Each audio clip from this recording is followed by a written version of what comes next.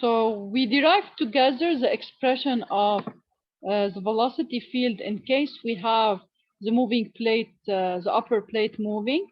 And we have seen that then the profile will be driven by the combination of velocity motion of the upper plate and pressure gradient. Okay. Now, for this type of flow is of high interest and can be extrapolated to other types of flow. For example, if you have a very thin layer of fluid, okay, so even if the form of it is circular, so here you have a rotating shaft, and you have a thin layer of fluid between the rotating shaft and the housing, and this oil plays the role of lubrication. Okay, so here what will happen is that because the thickness T is very small compared to the radius R0, okay, or Ri, yani Ri and R0 are very close to each other, then we can approximate this flow, because imagine the thickness very small compared to the radius. You can then say that I can treat it as flow between parallel plates, okay? Because look, when you have a very small thickness and the radius is so large, when you look at your zone here, it will seem for you that I have a flow between parallel plates, because this dimension seems for me infinity, and since this is very small compared to this, and therefore it's like you have, if the radius is tending to infinity with respect to you, then it seems for you that you are moving between parallel plates, okay?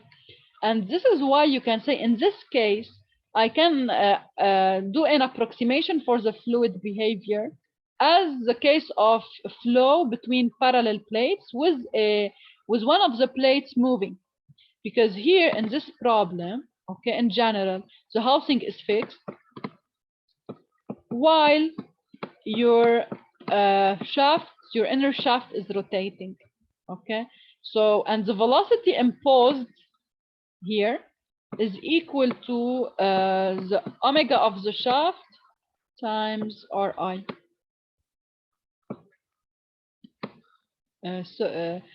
Omega times R inner. Okay, so if you want, then you can consider that in this problem, okay, you have a flow between two parallel plates with one of the plates moving at a velocity omega Ri. So you can use the previous formulation, okay, for your system. Now, in case no pressure gradient is imposed, so in case you have a pressure is the same everywhere, okay.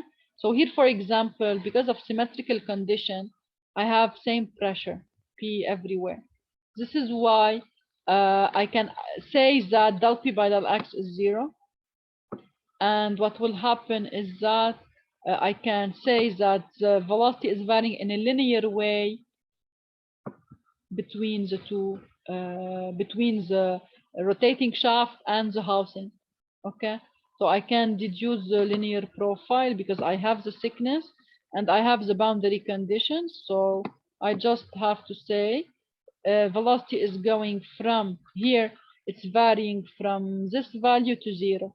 Okay, so at the inner level it's starting by omega Ri and it's decreasing until reaching 0 all housing. And if you want to get an equation for this profile, it's very simple, because you know that the thickness here is T, which is R outer minus R inner. So you can find, then you have delta V, you have the variation, the thickness, you can get the slope. Okay, and already this is what you get by just applying this equation, this relation. Okay, any question on this? So this is a particular example where you can model it with a simplest geometry. Okay. Now, let us now take an example in cylindrical coordinates. So when we talked about the different coordinates, we said that depending on the type of fluid we are considering, we select to work with Cartesian or with polar coordinates. So here you have flow in a duct, okay? The geometry of the duct, which is here a cylinder, will impose on you the use of polar coordinates. And this flow, this type of flow is simply known as quasi-flow, okay? And we will derive together the expression of the velocity flow. First, okay, in this case, we will consider a flow through a horizontal circular tube of radius r. And here, because of the cylindrical geometry, it will be convenient, as we said, to work with polar or cylindrical coordinates. Now, we have a flow parallel to the axis of the cylinder. So it's given that the flow is parallel to the cylinder axis. This means that we only have velocity along z, okay? No velocity along ur, no velocity along u theta. So Vr is 0 and V theta is 0, okay? And it's a steady flow, so no variation with time. And now, because of the symmetry, the axis symmetrical behavior, okay, you can say that the velocity is not varying with theta, okay? And therefore, your velocity until now can vary with r and d, okay? But let us see together that if we apply the continuity equation in polar coordinates, we'll be able to find that Vz is only function of r. Okay, so let us go together back to the equation of continuity and Navier-Stokes equations in polar coordinates. So if you remember first, this was the continuity equation for an incompressible fluid. Now, as we said, in our problem, we only have Vz. So no Vr, Vr is 0, and V theta is 0.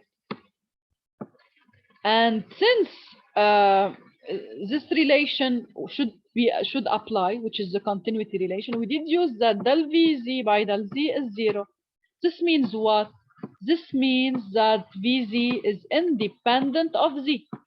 Okay, so from continuity equation, we deduce that Vz is independent of Z. And due to axis symmetry, we have already said that V is independent of theta. So we can deduce then that Vz is only function of R. Okay, and now once this is done, we can proceed to the Navier-Stokes equation and simplify them. Okay, so let us go to Navier-Stokes equations in polar coordinates. Okay. And let us try to simplify them. First, we said that it's a steady flow, so no variation with time. Velocity is only along z, so Vr, all terms Vr, V theta will cancel out. So here, everywhere it's 0. Now, you still have in the second side, minus del P over del R, plus rho gr, plus, here, look, here, this is your cross section of the cylinder, and Z is the horizontal direction. So G is vertical. Since G is vertical, GZ is 0. But we will see together that this G will be decomposed because into R and theta. Because how is UR U theta? If you consider any point, if you remember, we consider a certain origin. UR is from O to P. So this is UR at a certain point, and U theta, theta represents the angle between UR and the horizontal, and u theta is perpendicular to ur, turning in the positive theta direction. So as you can see here, G in general will have two components, one along ur, one along u theta, and gz is 0. So we will keep gr, we'll determine it together, plus, now we said that no vr, so all of these components will cancel out, okay? And the first relation will just give me that minus del p over del r plus rho gr equals to 0. This is relation number 1. Now I will move to the second relation. We also said only velocity, we only have a velocity in z, no velocity in theta. So v theta 0, 0, 0, 0. Now, for the other side, we have minus 1 over r del p by del theta plus rho g theta. We said that g has component along r and theta, so we'll keep these. Now, all these terms v theta, vr are equal to 0. So we end up with the second relation that minus 1 over r del p by del theta plus rho g theta equals to 0. This is relation number 2. Okay. Now we move to the third relation along z. Steady flow del Vz by del T0. Vz is only function of r. So, but here we have Vr, this is 0. V theta is 0. Vz is not function of z, this is 0. Now from the other side, you have minus del P by del Z. Gz is 0. And for viscous terms, you have del Vz by del R, we'll keep it because Vz is function of R. Del Vz with respect to theta is 0. And Vz is not function of Z, so this is 0. So the last equation will give us that 0 equals to minus del P by del Z plus mu times 1 over R del by del R times R del Vz by del R. So now these are our three relations. Then all we have to do is to write them and try to come up with the expressions of pressure and velocity field. Okay, so let us go to these relations and see what to do. So first,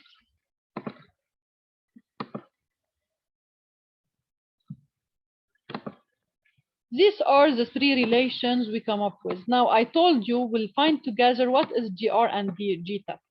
If you look at this figure, okay, I will draw for you the profile view. Let us do it in a bigger scale. So this is the profile view. This is the origin O. This is any position P. Okay. This is vector G. And we said that UR is along this direction. Okay. And U theta is along, so this is R. And this is theta axis. And you have the angle here, the angle between the horizontal and UR. So this is UR. And this is U theta. Okay. You have that the angle between the horizontal and UR is theta. And since G is vertical, look, G is vertical. So the angle between G and UR is 90 minus theta. So when you project on UR, you have a negative projection for G, and you should multiply by cosine 90 minus theta or sine theta. So this is why we replaced the GR by minus G sine of theta. Okay. Now, what about the component of G along U theta? Also, if you look at this figure, G has a negative projection along U theta, and the angle it's doing with U theta is equal to theta. So the projection of G along U theta is minus G cosine theta. Okay. So just here we replace GR and G theta by their values. And we got the following three relations. Now, we'll start to proceed by the same method. So first, I take the first relation. From the first relation, I have that del P by del R is equal to minus rho G sine theta. If I integrate with respect to R, okay, I get that my pressure P is equal to minus rho G R sine theta. Now, when I integrate with respect to theta, I should add the function, a function of theta and z. Okay.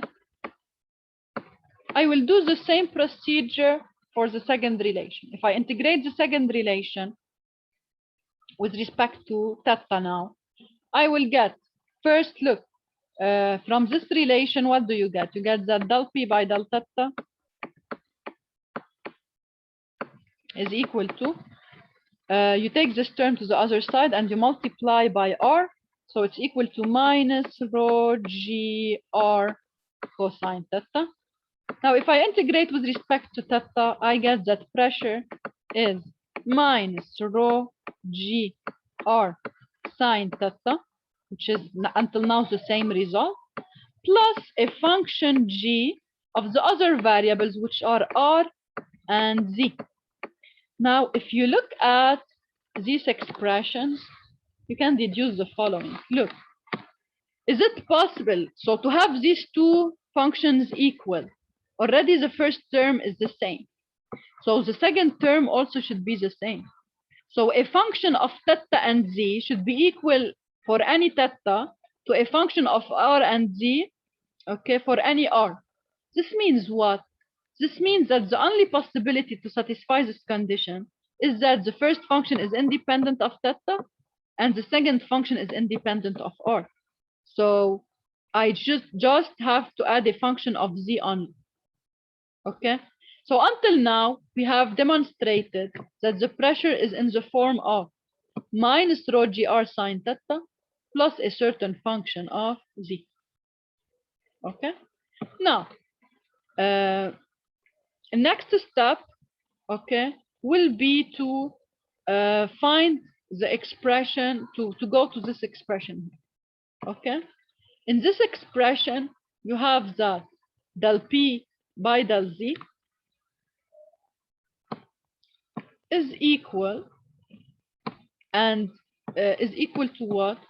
Is equal to mu times 1 over r times del by del r times r del vz by del. Okay, so first, because I need del p by del z, I will go back to this expression and say, let me find what is del p by del z. Del p by del z is, first, rho gr sine theta doesn't contain z, so the derivative with respect to z is 0. So del p by del z is del f z by del z. Since f is only function of z, and I am deriving this with respect to z, what can I deduce? I can deduce that del p by del z is a function of z. Okay, but at the same time, if I look at this function here, we said that vz is only function of r. So now I obtained here again two contradictions, because here del p by del z is only function of z, and at the same time it's only function of r. So the only solution for this is to have del p by del z as a constant. Okay, so del p by del z is a constant. And now once I know that it's a constant, I proceed as I did in the case of flow between parallel plates. So I can consider the pressure drop between 2 points. So del P by del Z is minus delta P over L.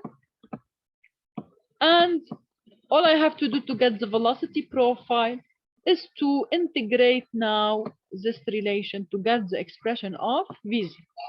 Okay, so now let us perform the integral procedure to get Vz function of.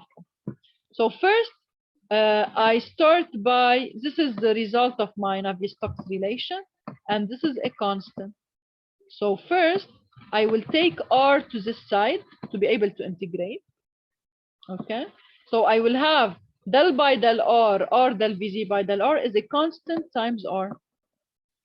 Now, when you integrate with respect to r this term, when you do integral with respect to r, del by del r will cancel out, and you will get that r del Vz by del r is the constant, which is 1 over mu del p by del z times r squared over 2, plus a certain constant c1. Okay? Now, we need to perform another integration to get Vz. So I will take r, this r to the other side. So I will divide here by r, and I will divide here by r. Now, what do I get? Integral of del Vz by del r with respect to r is Vz. Okay? So Vz is equal to 1 over 4, because here over r you get 1 over 2 mu del p by del z times r. The integral of this term is 1 over 4 mu del p by del z times r squared. And you know that the integral of c1 over r is c1 ln r. And don't forget to add constant c2. So until now, this is the general profile of Vz. Okay? Now, together, we will find the expression for the constant C1 and C2. Here, in this case, okay, again, I have the boundary conditions that I can use are the following one. Along, I have 0 velocities al wall, and the wall corresponds to r equal to the big radius, to the radius of the cylinder. And the second condition is that I have, due to symmetry, I have a maximum at the center line. So del V by del R at the center is equal to 0. Okay? If I use that, del V by del R is 0 at the center. So for R equals 0, del V by del R is 0. I end up with C1 equals to 0. Okay? And now to get C2, I use the boundary condition that for R equal to big R, Vz is 0. So this will give me that C2 is minus 1 over 4 mu del P by del Z R squared. So now if I replace C1 and C2 by their values, I can get the Vz function of the pressure gradient and of the viscosity and R. Okay, now look, I could have also known that C1 should be 0 in another way. Okay, when you put R equals 0 here in ln R, ln 0 is minus infinity. But you know that I cannot have infinite velocity at the center. I should have a finite velocity. So I should multiply ln R by 0. Okay, this is another way to know that your constant C1 is 0. Okay, now here also, what is driving motion? The pressure gradient. The pressure gradient is driving motion of my flow. Okay. Now, as I did for the case of flow between parallel plates, I can find the flow rate, I can find the average velocity. So as usual, to find the flow rate, what do? I consider a cross section. Now, since the velocity is varying with r, okay, I should do integral VdA. Okay, now how to select the area? I select the area in a way to have the same velocity in all points of this area. This is why, if you remember, we consider a thin disk, okay, of thickness dr. So we take a very small thickness to have all points equidistant from the center to ensure that velocity is not changing over this dA. Okay, so since v is only function of r, we can consider the velocity constant in this small area, and then we can replace v by vz expression with respect to r, which is a function of r, and dA is the circumference 2 pi r times the thickness dr. And now I will perform integration from the center to the outer radius. So I will do integral from 0 to r. And since 2 pi is a constant, I can take it outside of the integral. By performing the integral of the function of r, I will get the expression of my flow rate. Okay. And now, also here, I can define del P by del Z as minus delta P over L. And replacing, I can get the expression of the flow. And as shown, delta P is driving the flow. So if no pressure gradient, no motion of the flow in a horizontal tube. Okay. Now, to get the average velocity, same procedure, Q over A. What is the cross-sectional area here? It's pi times the outer radius, the radius of the cylinder square. Okay. So if you divide this expression by pi r square, you get the expression of the average velocity. And also here we can find U max. We said that U max corresponds to the velocity at the center. So if you go to the expression of Vz, the maximum velocity takes place at r equals 0. So V maximum is minus 1 over 4 mu times del P by del Z times r square. Okay. So this is Vmax, and now you can do the ratio of Vmax to V average for the case of a quasi flow. So if you do the ratio, okay, you can get that the maximum velocity is 2 times the average velocity. Okay, so these are the characteristics of a quasi flow, and the velocity profile is a second degree parabola, and its maximum takes place at the center line. Okay, and as usual, here we are dealing, these solutions we are getting are for laminar flows. Okay, and the condition to have a laminar flow is that Reynolds is below 2100. If you have turbulent flow, we cannot solve easily the Navier-Stokes equation. We should go to numerical techniques, okay, to CFD techniques, computational fluid dynamics. So this is several examples we considered. So we are done for today. Here we have just a reminder of all of equations, mass conservation and momentum conservation. And as usual, okay, in any problem, you should write these relations. If you have a problem in Cartesian coordinates, you start with these and you simplify them to be able to solve for your flow and pressure field. And if you have you want to work with polar coordinates, you write mass conservation and momentum equation in polar coordinates and you proceed. Okay. Any question on this? Okay. دكتور Yes. باول اول الاكزامبل بس لكنا عم نعمل كانسليشن قلت انه V Z independent of theta. Yes, because of axis symmetry. You have an axis symmetrical flow, Hassan, here. Because of axis symmetry, you don't have variation of pressure or velocity, don't have variation of velocity with that. Okay? Okay. Thank you, doctor. Well, but this will not hold for pressure because for pressure, it will be affected by the gravity. Okay? So pressure vary. هلا نحن here we demonstrated together إنه pressure is equal to minus rho gr sine theta plus a function of z. So the pressure is affected by theta, but the velocity is not. Okay?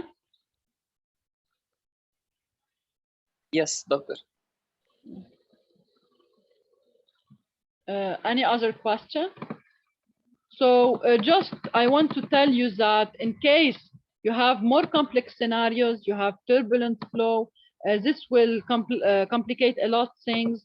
And then we need to go to CFD's computational fluid dynamics to solve for the problem. So for example, if you have to solve for the flow over a car that is moving at a very high speed, then you are in the case of a turbulent flow, and you need to build your geometry in a software, and then this software will write the Navier-Stokes equation as algebraic relations and will solve them numerically, not analytically as we did together.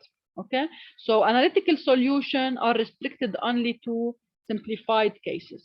Okay, and uh, whenever I have turbulent flow, this will add a lot of complexity, as we said. And in general, for these problems, we don't have a closed form solution. And a lot of research was performed to find a solution, and we were not able to do so. This is why we had a very large prize of 1 million US dollars for the one who can find a solution, but no one was able to get a solution. Okay, so only for specific analytical cases that we consider together. So if you have simple geometry, cylinder, parallel flat plates, uh, in these cases and in some other cases that will go over some examples together, we can find analytical solution. For other cases, we need to build a geometry, we need to put boundary conditions, and we will solve for these equations by a numerical way. So we transform them to algebraic relation, and then we solve them by using schemes and computational fluid dynamics techniques. You are not responsible, of course, in this course of how to do this. Just you should know that this is an introduction for computational fluid dynamic research, which is a numerical science that try to solve Navier-Stokes equation numerically, not analytically. Okay, so we are done for today. Thank you.